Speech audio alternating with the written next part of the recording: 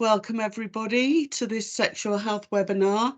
As Ian said, I'm Assistant Director in Public Health and my portfolio covers adults and older people, and I lead with the team on the commissioning of sexual health services. I'd just like to point out I'm not a clinician, I'm a public health specialist. So if there are any technical questions that come up around some clinical aspects of this, I can certainly see if I can answer. If not, we'll get back to you with any answers. So the session is split into 6 sections. So first of all, we're going to look at what is sexual health. Secondly, why is it important? Then look at relationships and how that relates to sexual health. Specifically look at sexually transmitted infections, or commonly referred to as STIs. Then look at contraception as part of sexual health, and then consider a little bit of how this impacts on you as a community champion plus. And how you can use some of this information when you're acting in the role as a community champion. So the first section, as I mentioned, is what is sexual health? So sexual health is important for overall health and well-being for us as individuals, us in our relationships, as couples, as families, and part of the community, the wider community. And it includes staying well, having positive and respectful experiences, being free from coercion, and respecting everyone's rights, sexual health rights. And we'll go into a little bit more detail of what that means later.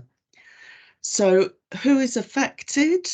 So a bit of stats around sexual health.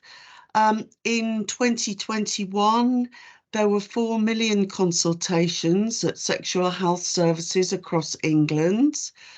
And out of those, there were 300,000 diagnoses of new sexually transmitted infections among English residents. And then if we look at what that equates to in terms of rates across the country, so in Birmingham, there were 485 new STI diagnoses, which excludes chlamydia, and that's per 100,000 head of population in the under 25-year-olds. And if we compare that to the national rate, we are lower than the national rate of 619 per 100,000 head of population.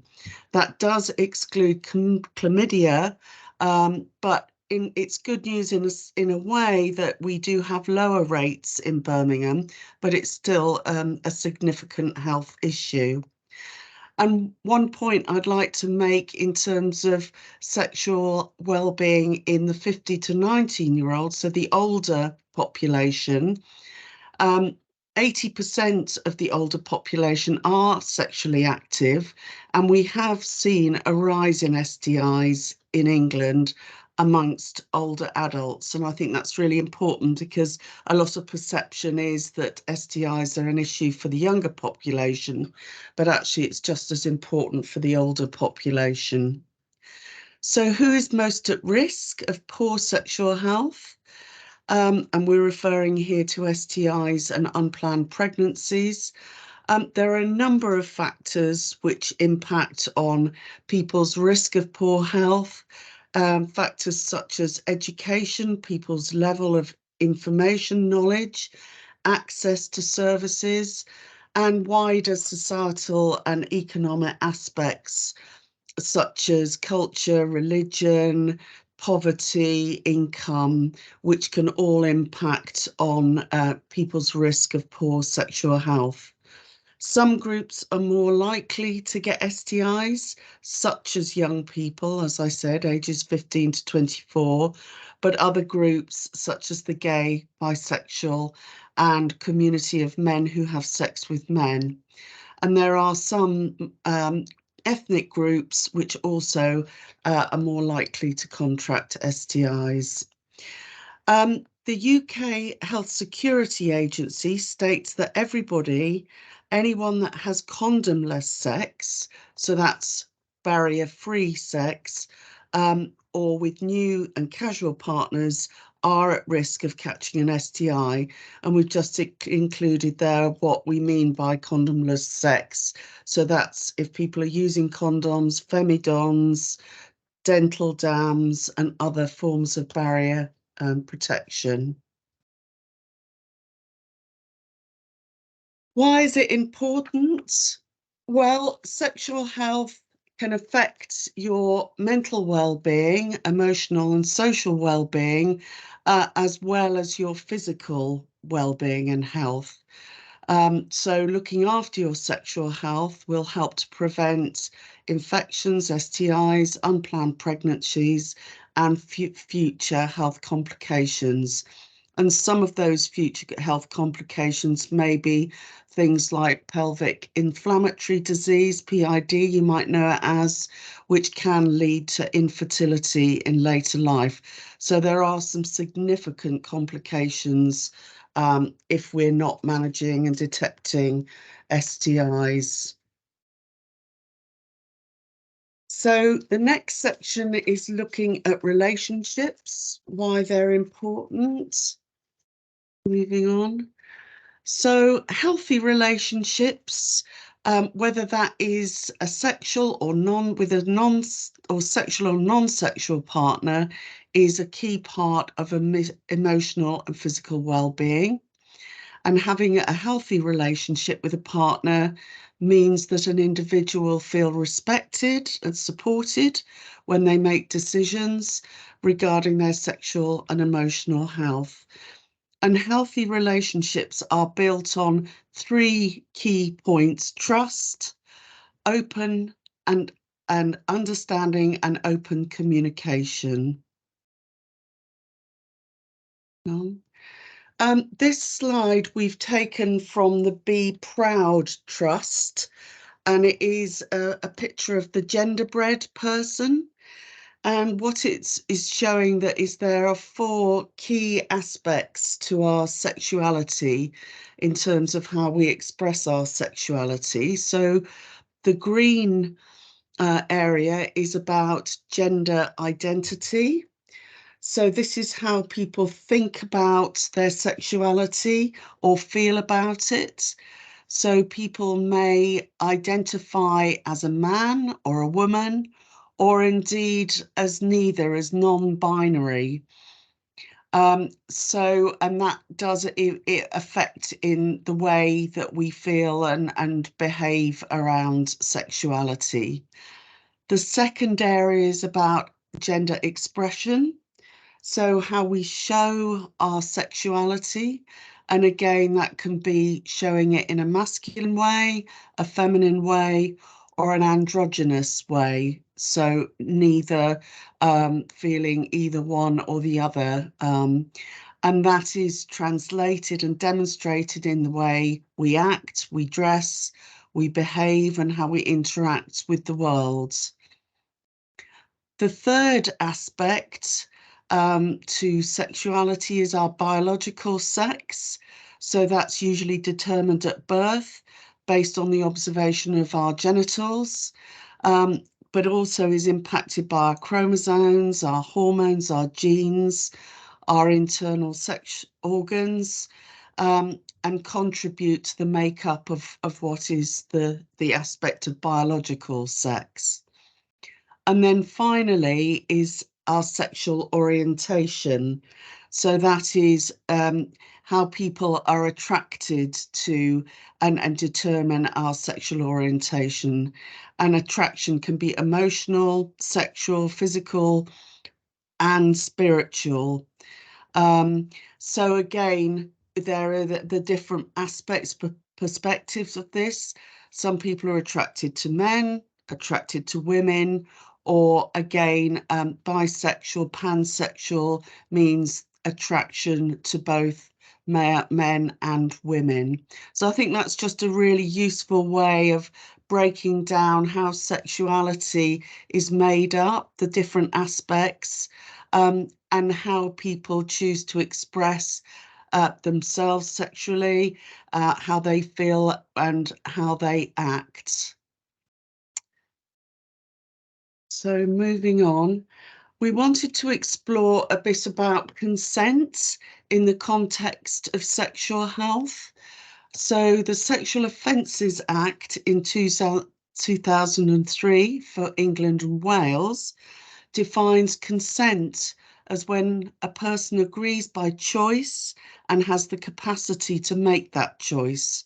So those are two very important areas. So it's the agreement to give consent, but also has capacity to make that choice and give consent. And consent is an ongoing agreement between partners to engage in sexual activity and should, where possible, be communicated clearly. And I think consent is not a static thing. Individuals can change their mind at any time and choose to withdraw consent at any time. So what does that mean in practice? What does it look like? Well, it might be enthusiastically saying yes, consenting to sexual activity, talking to the other person about what you do and don't want, and listening to them in return, and checking in with other people. For example, asking, is this still okay? Are you comfortable? Do you want to stop? And that's what I was saying, consent is not a fixed point. It is ongoing, and so it is about checking with the other person um, as sexual activity takes place. Non-verbal cues can be used, but these cues alone do not necessarily mean consent. And respecting someone's choice to say no at any point. So it's about listening, it's about communicating, and it's about being aware of non-verbal communication as much as what people actually say.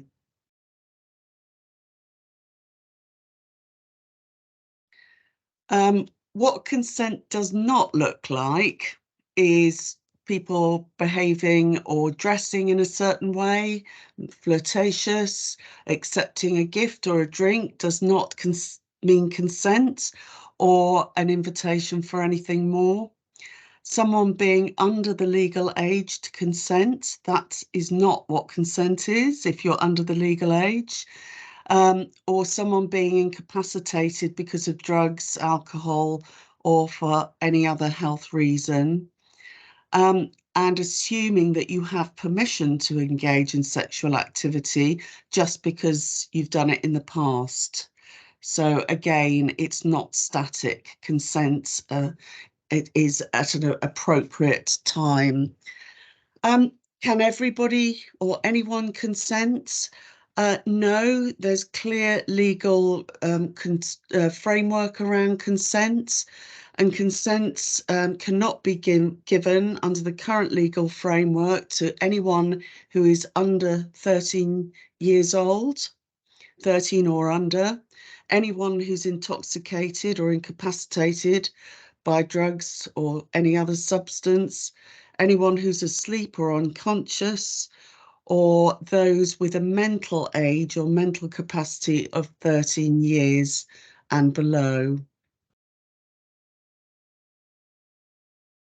So in that context, and in terms of, again, the legal framework, sexual violence and abuse can happen to anyone and can include any unwanted sexual activity, and that can be from touching without consent to full, full blown rape or sexual intercourse.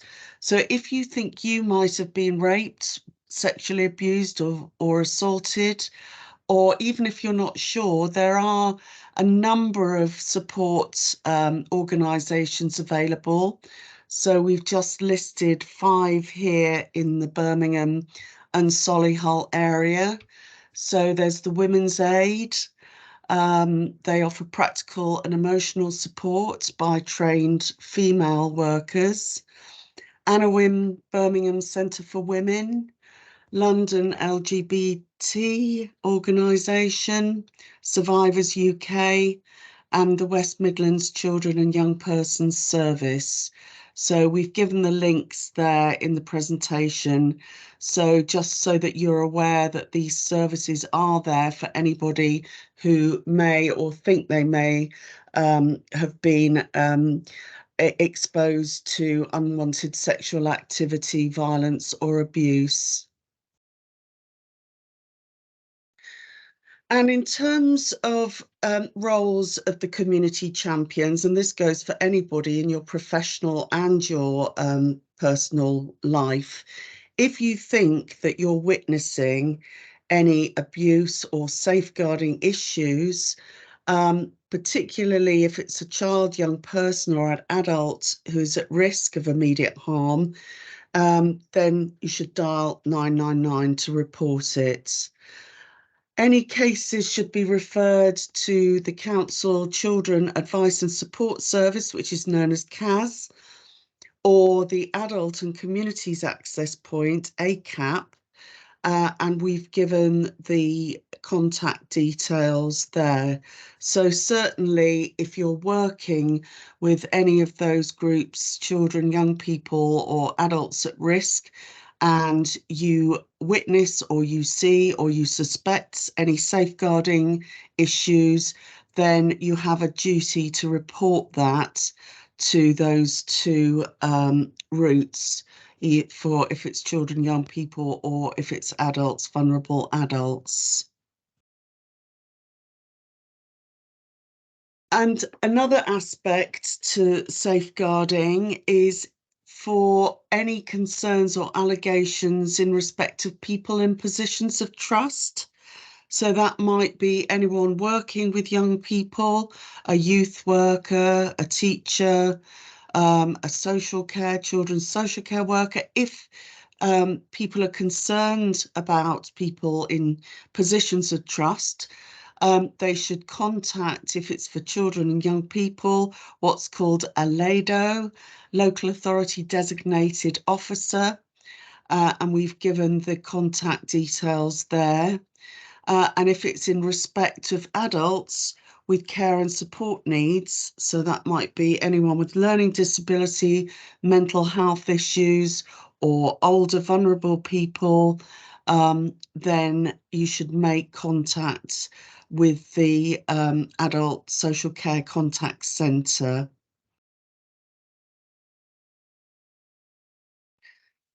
So moving on then to the next section, around sexually transmitted infections. What are they and who can get them? Well, sexually transmitted infection is any sort of infection that can be passed on from person to person through any sexual contact.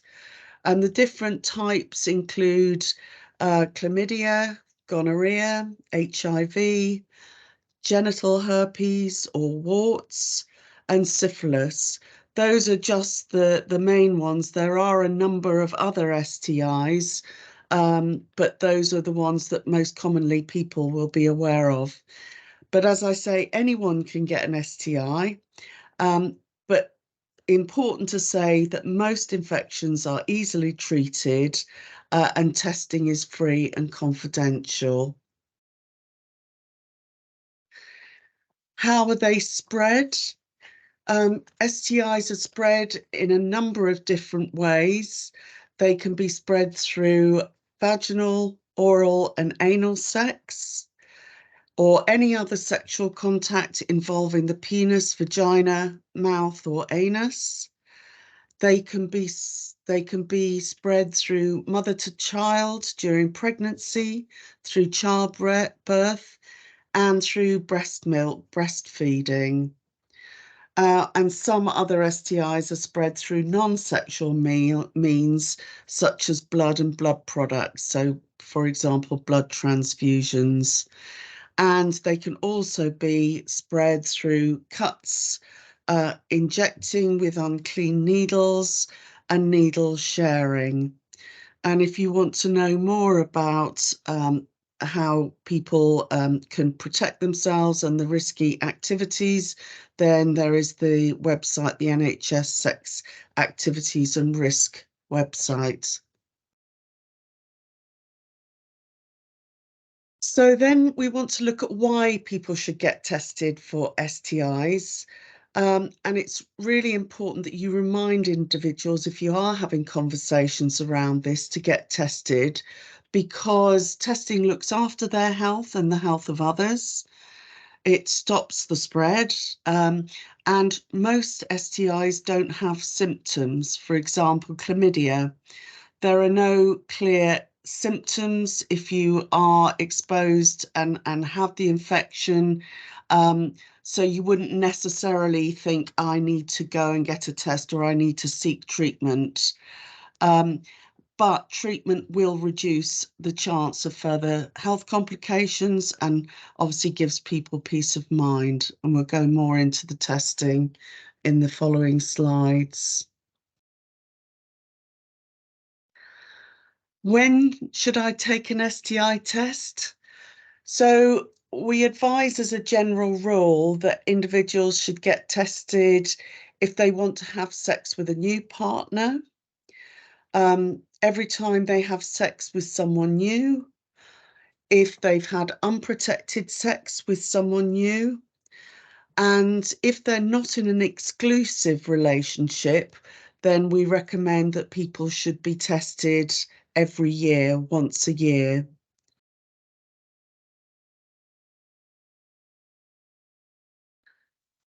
So how do you access testing? So sexual health services and what they offer are available through local sexual health clinics. They offer services that are free, non-judgmental, confidential, anonymous and discreet. And it might feel nerve-wracking, but can reassure you they are confidential and anonymous. And if you access a clinic, your information will not be passed on to your GP. So your records and information stay with the sexual health clinic. And I think that's quite important for people that might feel that it's difficult to come forward because who's going to find out, who will know. Well, just to reassure, sexual health services are confidential and anonymous. How do I get a test? Getting tested is quick and easy, and you can get tests through a number of routes. You can visit a sexual health walk-in clinic. You can go through your community pharmacy, those that are linked to Umbrella, which is the Birmingham Sexual Health Service. That's its name. It's called Umbrella, but they operate through a number of pharmacies across the patch. And you can book an appointment at a local clinic. And we've just given the link there. You can find out where's the nearest local clinic or pharmacy. But you can also now order an STI test to your home. So it can be sent direct to your home, or you can pick it up from an Umbrella pharmacy. And that link there will take you to how you can actually order a test to be sent either to your home or a local pharmacy. So if your test comes back positive, yeah, the point is don't panic. Most STIs can be easily treated, and for those that can't, they can be managed. And I think this is a really important point because I think, certainly in the early days of HIV, people thought if they tested positive, that was like a death sentence. It's not. Things have moved on dramatically. And for most STIs, there are treatments, effective treatments, or management interventions. And it's important that STIs are picked up and treated as early as possible, because A, it stops them from being passed on to other sexual partners, but also, as I've mentioned before, to prevent causing long-term health complications. So the message is get tested, get tested.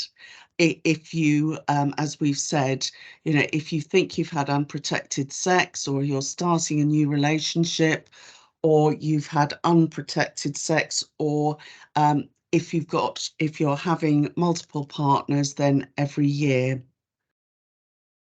So moving on.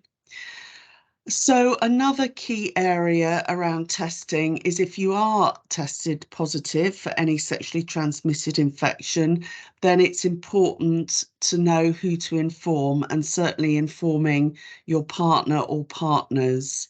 And if you seek advice and treatment from Umbrella, they have a specific service to support you in doing this. They have health advisors who do contact tracing, and they can help you by contacting partners and informing them that they may be at risk of an STI, that you have been diagnosed, and importantly, they don't need to name you. So it's a confidential service where, with your permission and if saying who you've had sexual contact with, they can make that contact and advise people to come forward to be tested themselves. And Umbrella do have on their website more information about how that process happens. But the key message is, if you do test positive for any STI, to stop passing it on, get tested, and you should avoid having sex until you've been given the all clear, so as to prevent that onward passing on of infection.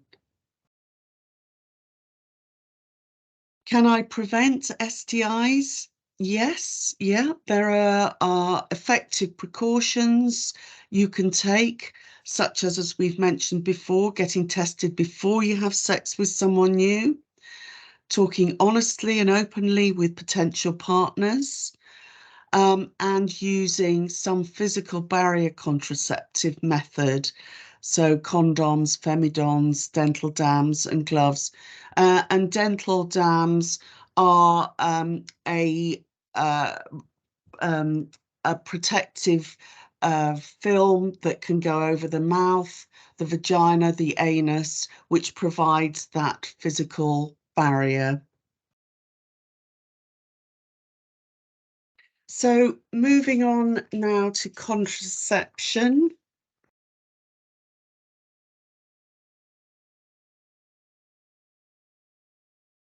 So condoms. Condoms are the only type of contraception that can prevent pregnancy, as well as protecting against sexually transmitted infections. So that's why we do recommend them as an effective way to prevent unplanned pregnancies, and infection.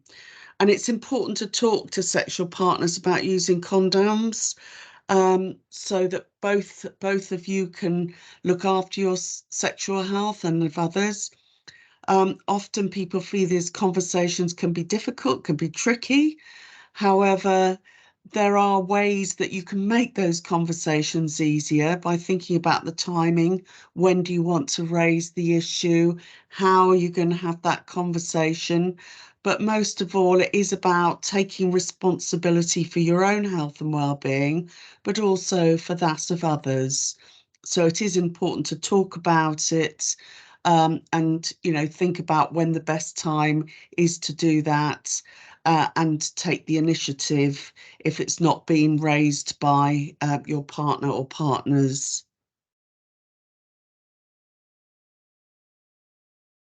There are other types of contraception, and we've just listed the three main ones here. So there's the long-term reversible contraception methods. You might have heard of them as LARC.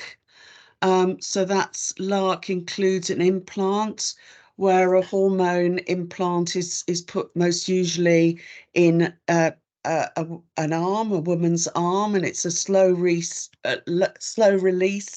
hormone contraception.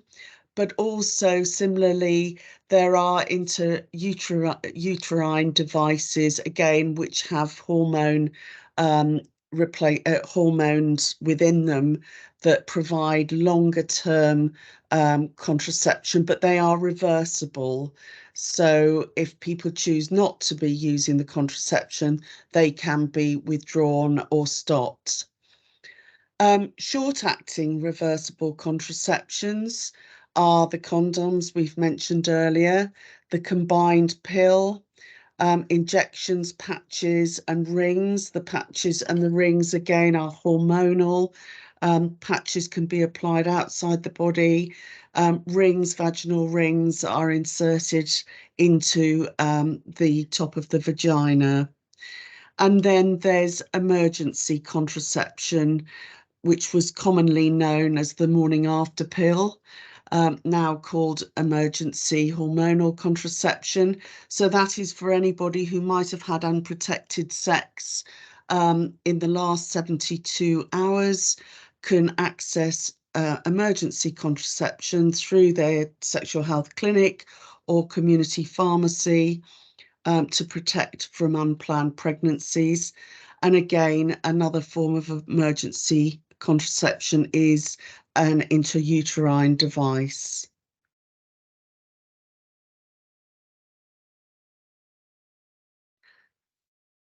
Yes, I think I've mentioned that, what that is. And again, we've put the links in there if you want to find out how to access emergency contraception. So that's the sort of factual input side completed. We looked at the STIs, the contraception, why sexual health is important, sexuality. So now moving on to you as a community champion plus, how does it relate to your role and how can you help?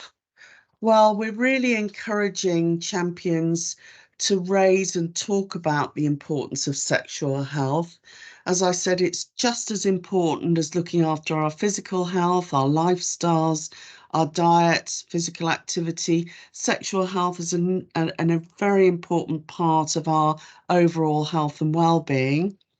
And it's about helping people to connect with support and resources through the web pages that we're recommending, but also connecting people to services, local, regional, and national services available to them.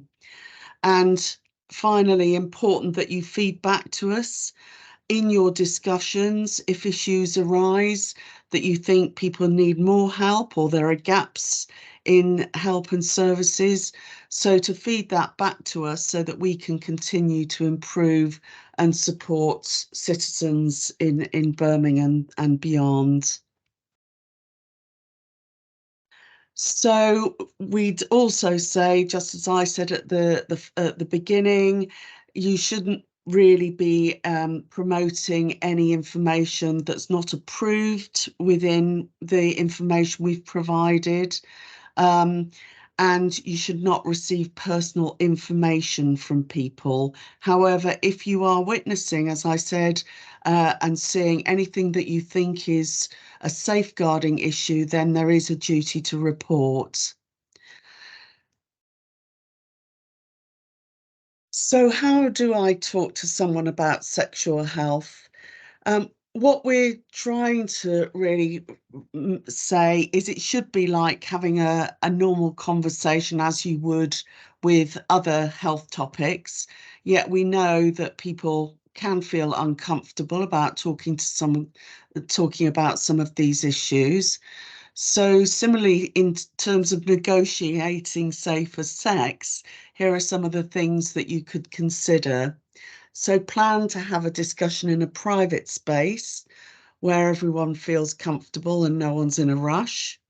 Having an open, honest conversation will allow you to understand expectations, boundaries, consent, maybe some also, cultural sensitivities, but it also allows you to identify potential risks to ensure that we're practicing safer sex. And I think the point is the more that people know about sexual health, and what it is, what some of the risks, how it impacts on health, the less avoidance they will have in starting up and raising sexual health in conversations.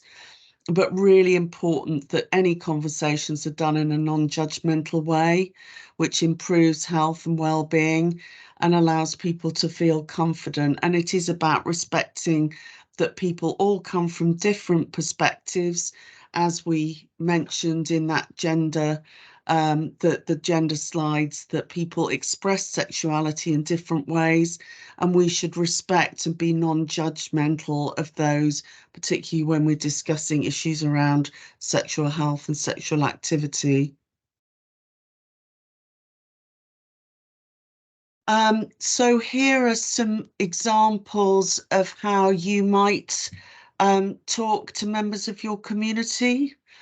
Um, so it should read, does a college student know where to find out about contraception? So that might be an issue. Do people know where to go? Um, does someone understand why it's important to look after their sexual health? Do people know about the legal age of when consent to sexual activity can be given, as we mentioned earlier? And what does it look like? What does it not look like? Um, does a hospital volunteer understand how to prevent STIs or access treatment? Does your patient understand that? How to access a testing kit? Do people know that there's post as a postal service confidential? And do you know where to go if people are experiencing sexual abuse or violence? And does an older person understand that it's still important, that they're still at risk from sexually transmitted diseases, if they put themselves at risk?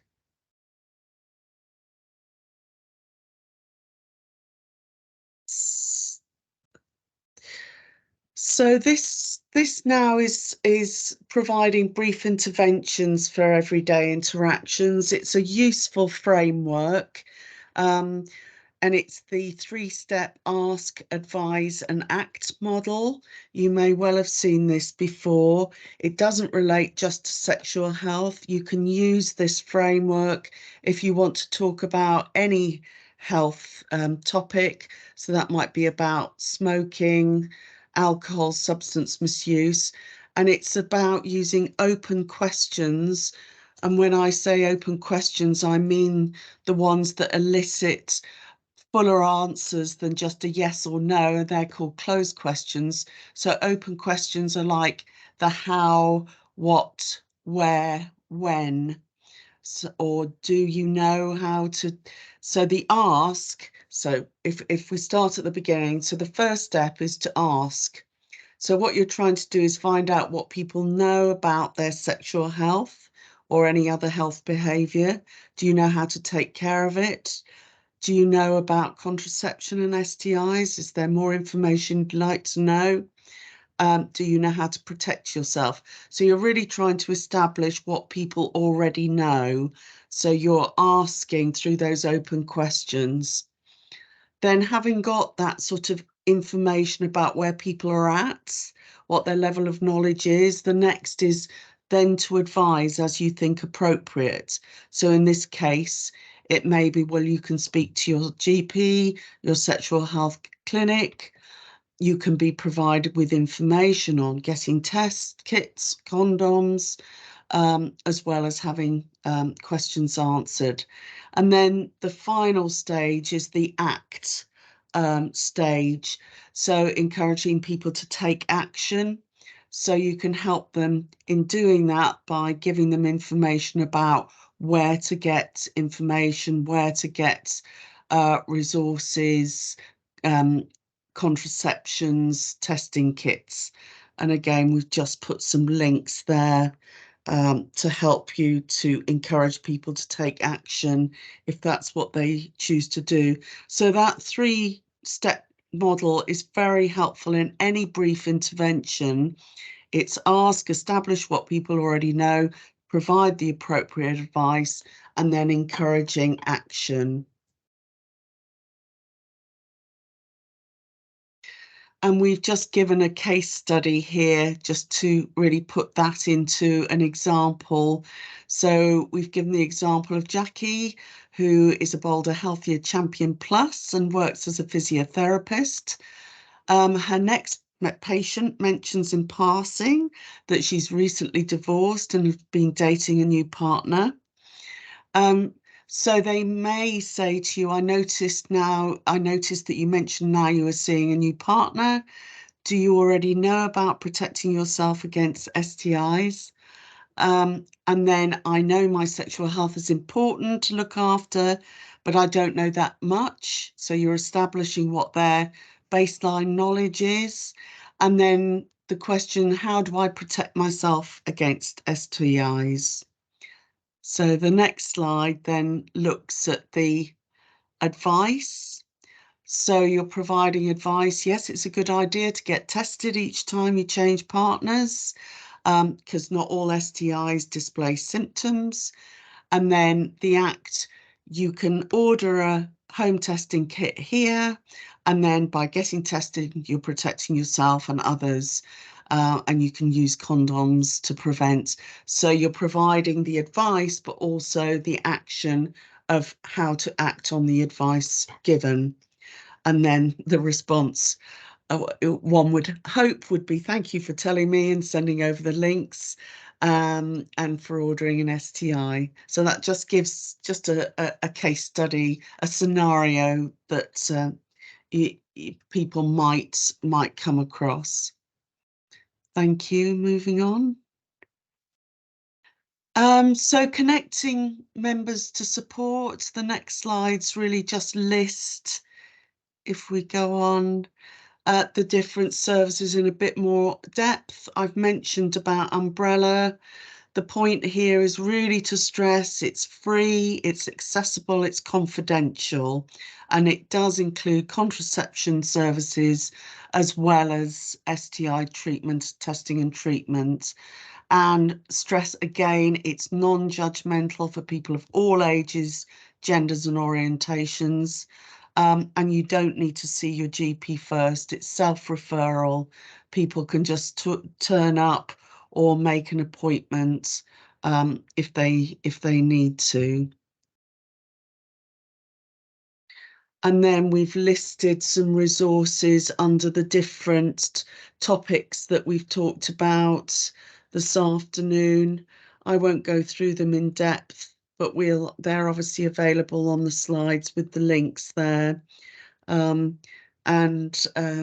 Very useful, and Umbrella are really very good at providing support.